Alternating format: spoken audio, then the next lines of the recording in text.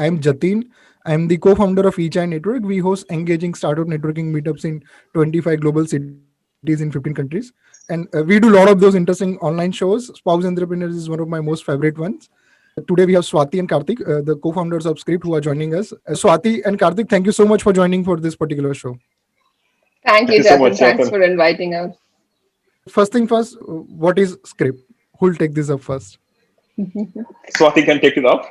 Yes, Swati. Awesome. Okay, cool. Script, we're a multidisciplinary technology consulting company. We work with really crazy tech like AI, blockchain, RPA, all of this stuff. It was founded by the both of us about 7 years ago, along with our another co-founder, Varun. It was, if you asked me this 7 years ago, it's probably the worst thing that we could do because all of us were engineers. We'd love to code. We knew absolutely nothing about running a business, doing marketing, sales, all of this comes along.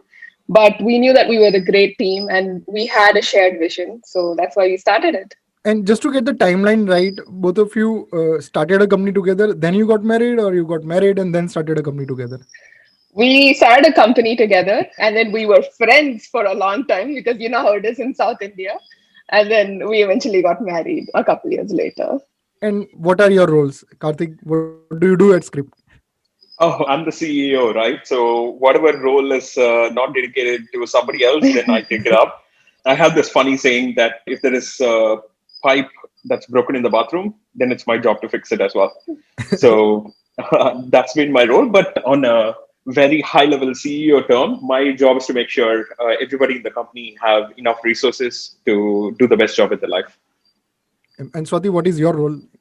Awesome. So I'm the CTO. I'm the Chief Technology Officer at Script. So I oversee the technical team, make sure the product is up to par on quality in terms of code, in terms of user experience. And I love just making my team feel that the best that they can do. And you mentioned that you are building a technology consulting company, and now you are building some of our interesting products also. There is a transition that from a services company to a product company. So, which are those exciting products that you are working on right now? One of the products that we are working on right now is called Hellonext. So we literally built it out of our own need overnight because we wanted a proper platform that can actually be extremely user friendly to collect the feedback.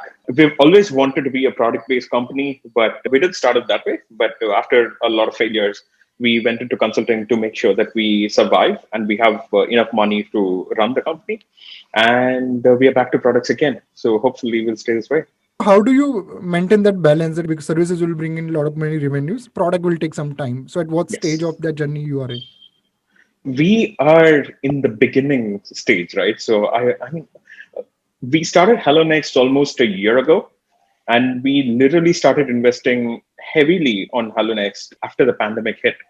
So some people said it was crazy, but we thought it's actually a good thing to do. So Yeah. what better time to invest in a product than And now? this is also not our first foray into like product development. We've been trying this for 7 years now. And one of our core values is that we always wanted to stay a bootstrap company.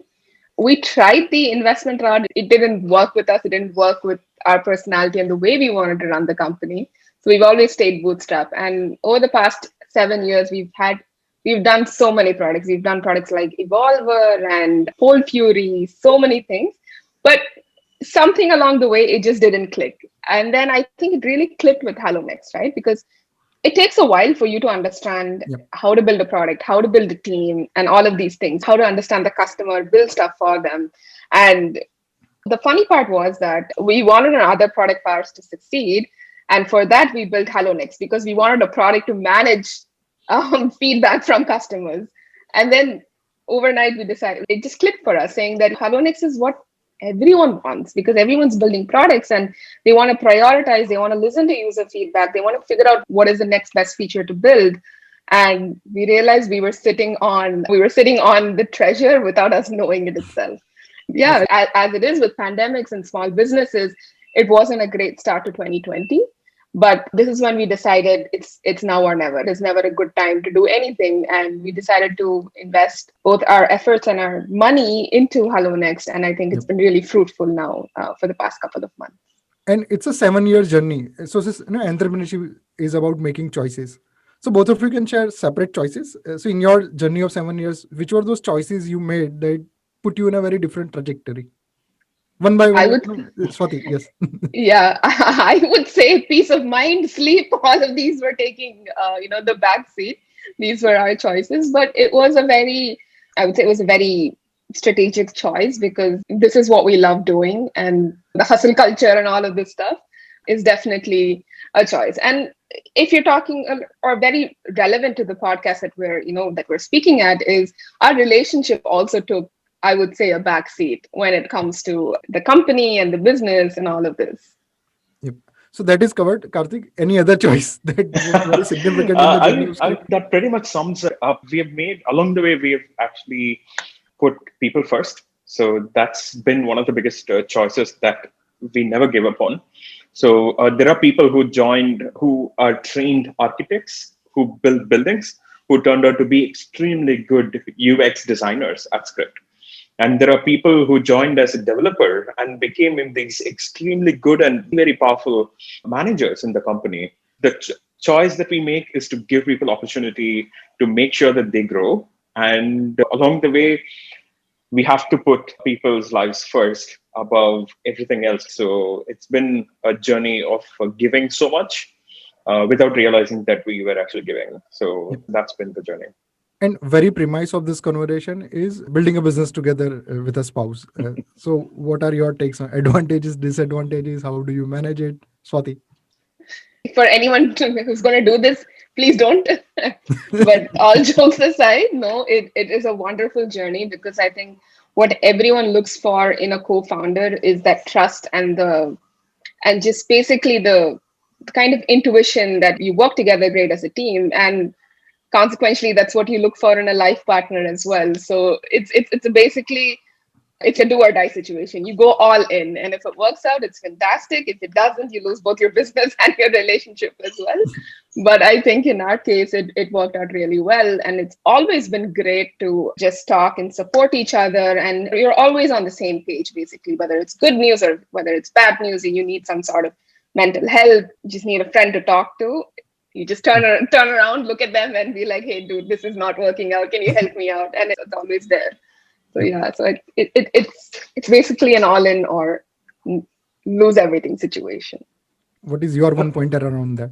Um, I think it's how many are lucky enough to have a spouse who understands the stress that you're going through. I like to look at it that way. If we say that, hey, this is not working out, then we have someone, the other half, who understands what I mean by it. So I don't have to, sit and explain and go through the trauma that I might have went through with a client. So it's quite surreal in a way, for sure. Yep. And Karthik, what is that one skill Swati has, and you feel that if you had that skill, you would have done wonders? Oh, definitely the money management. And I dream a lot. And money is something that I believe is a byproduct of what we do. And I tend to fail in checking if the byproduct is actually coming in or not. So that's where Swati comes into picture for us. I'm Telugu. I think you would probably relate to me, Jatin, as well on this. That like money management and making sure your finances are set has always been my priority. So while he does the vision, the future, I tend to look at the reality and the ground reality and see if this is possible or not. Yep. And Swati, what is that one skill Karthik has, and if you feel that, and you should also have that? Oh, he is amazing. He perseveres like no one I've ever met before. We could be in rock bottom and he'll be like, "So I'm thinking of buying a Mercedes tomorrow." That's the sort of perseverance and the it's just the positivity around him, which I always wish I had, but because I am way too logical and realistic, it tends to never happen. Okay. And this is more of a reverse of the earlier question. Swati, what is that one thing? It would be a very small thing that Karthik believes very strongly about, and you don't necessarily feel that strongly about that thing. Whenever we face adversity, he always believes that we can do it and it's fine, no problem at all. While I tend to look at, we have X, there is no way we can do Y. How are you able to say this, right? That's what I always say. But his motivation and his perseverance, I truly believe is what got us here today. Awesome. And what is that one thing that Swati believes very strongly, and you don't necessarily feel that strongly about? I think it's the dream part. So I tend to go all the way till Pluto to find some idea that I think will help people. But Swati still brings it back. In a way, it is a good thing because we always need someone who can actually show the reality and then force you to look into the steps to get to Pluto, for example. So sometimes it is definitely daunting. I'm not going to lie, but it is needed. It is the much needed pill that every CEO must take. Yep. And this is the time where both of you joining us from a different screen makes a lot of sense. What is the question you want to ask, Swati? The question is, how have you become this logical, like when it comes to running a company? Because I don't know, I just can't wrap my head around it. Because you're always up in the clouds and there needs to be someone to bring you down. So I think it just got handed to me, and fortunately I was good at it. Yeah, Okay. I think that's basically it. And Swati, your question for Karthik? My question for Karthik: how do you stay positive? Because we've been in situations where we didn't have payroll to meet the next month, and it would already be like the 31st of this month. But he was always so positive, and he was like, "We will get through this." So, how do you do that? Hey, Touchwood, I strongly believe that the energy that you vibrate and the energy that you follow actually makes things real. And as you said, like there are situations where 31st, the bank account is probably 200 rupees, but by the third of that month or second of that month, we would have enough money to pay, right? So that positivity to ultimately drives me to talk to the client in a certain way, maybe to get the money to pay us. And yeah, that is just one situation. But I don't think there is anything else that you can think of in life other than being positive because even the past question is done for us. We can't go change it. It's just what we can look ahead of us. Yeah. And we want to do rapid fire. You can give a quick and short answers to it. Sure. Talk a lot about learnings from mistakes or failures. So, in your journey, are there any things you feel that and you could have done little differently?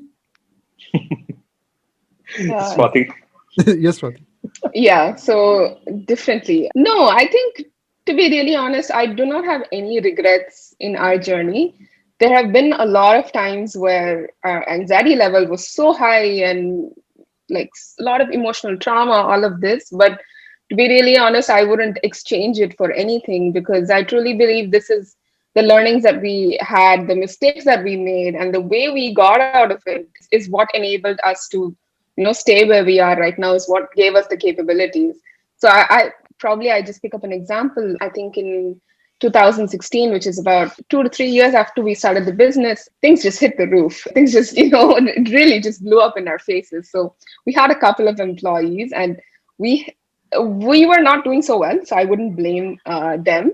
So basically, what happened was everyone quit on the same day. So we had 3 employees. Everyone quit on the same day. This was November 31st in 2016, and me, Karthik, and Varun were just like, "What are we going to do? Because even if we get a new project, who's there to do it?" And the other fact of the matter was there was no project as well for us to do. And then December 31st, December 1st turned around the corner. We had 2 interviews that day. We hired both of them. 2 to 3 days later, we signed one of the largest deals that we've ever done at that point of time. And the 2 people that we hired are still with us today. And things just happen. So I think I would never change anything that we've done, but I would always tell myself to take a deep breath, calm down, and we can do it. It's Brilliant. probably what I would say. Which is your favorite book or a podcast? Karthik? Oh, sure. My favorite book is The Innovator's Dilemma. So that's been an eye-opening book for me about the way people have thought about business and thought about technology that really transformed people's lives. And when it comes to podcast, I cannot live without HBR's idea casts.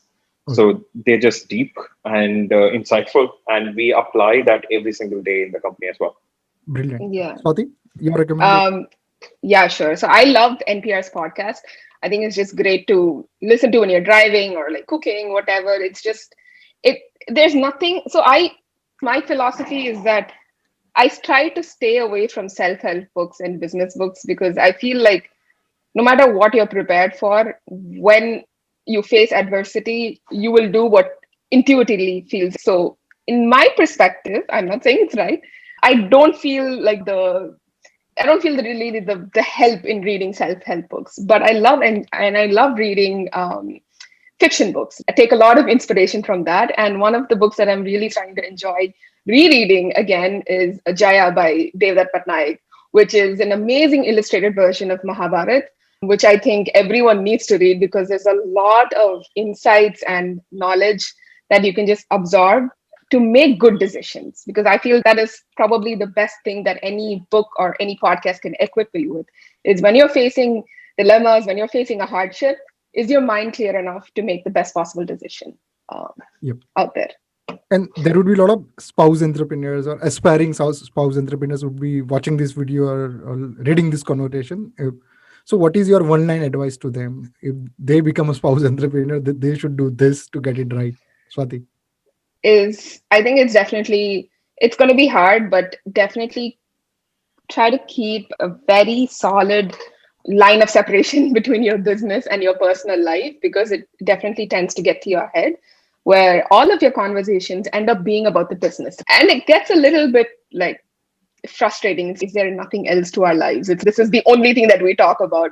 So it's to definitely keep a good line of separation and to have habits and interests outside of your work. And I think that's what helps you be a better entrepreneur as well, because you come back refreshed. Karthik? It's not that all that depressing and sad and dark, right? So there are a lot of fun moments, and you get to spend the life, even the work life, with someone you love. So that's a positive side of it. And when that happens, you tend to understand that person amazingly well, and you tend to have a better life as well. There are things that you can actually pull off together, and this is probably the ultimate power of an entrepreneur partnership. So that's what I would say. And for this one, both of you can give immediate answers to it. What is your go-to strategy to come out from a difficult conversation between both of you? Oh, I go for a walk, and we tend to spend some time away from each other to get our heads clear, and probably put it on a piece of paper and then decide, hey, this is the positive negatives, and get it over with. Swati? I'm the exact opposite. If there's a problem, I need to keep talking to him until that problem gets solved. Because no matter if he's the cause of my problem, he's the only person that can solve it. Always, just really open and clear communication. And again, looking at things very logically. Hey, this is what I did. Hey, this is what you did. Can we compromise? Is, I think, the best resolution. And entrepreneurship is a very humbling experience. One side we are on top of the world, winning a lot of awards. On the other side, we have to take favors from friends or the people we know. Which is the most recent favor you had to ask from someone? Karthik?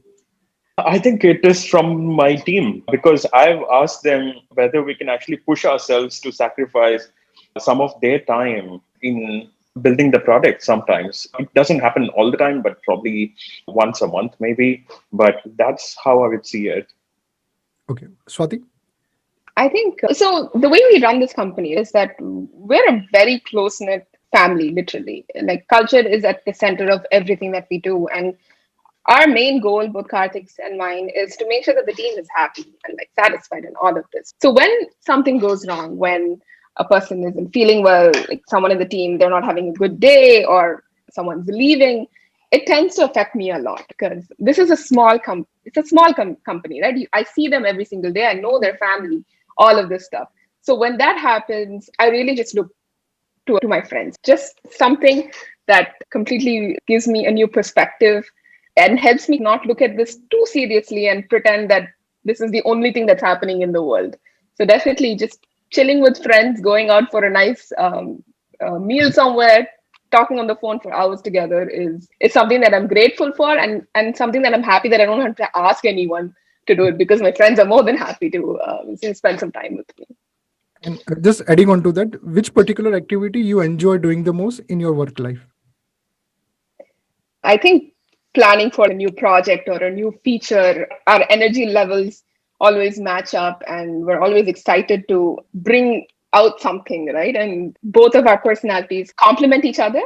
So the dream, he can do it and I can do the planning, and we always make sure the execution's done as well. Awesome. Karthik? My best part would be the wait time that I have from going from plan to the release date. because I get to I just wait for it. So there are so many demos that I take in the meantime. So I just cannot wait to tell the customers. And we've been very authentic with customers saying about how much we have actually put in effort to build some features. And yeah, that's the best time for me. Brilliant. And if everything happens the way you imagine it would be, in that case, what would Script be? Script would certainly be what I'd like to call the Apple of SaaS companies. We take a lot of pain to make sure every single button is placed properly, and that is where we are heading. It could happen in the next 2 years, 3 years, but it is certainly happening. Brilliant. Swati? Yeah. So definitely, there's a lot of products that are coming out of India which are like globally recognized, right, as one of the best SaaS tools. And there's a lot of them. There's Zoho, there's Freshdesk, and a lot of companies that are coming out. I would definitely envision Hellonext to be one such products that everyone around the world enjoys and truly loves using. Awesome. And Karthik, if you were to describe your entrepreneurial journey of building a business with a spouse in one word, then what would that word be? It is life. Okay, that is covered. Swati, you have to find a different word. I have to find a different word. Okay. I would say it's secure. Awesome. Thank you so much, Swati and Karthik, and we wish you all the best.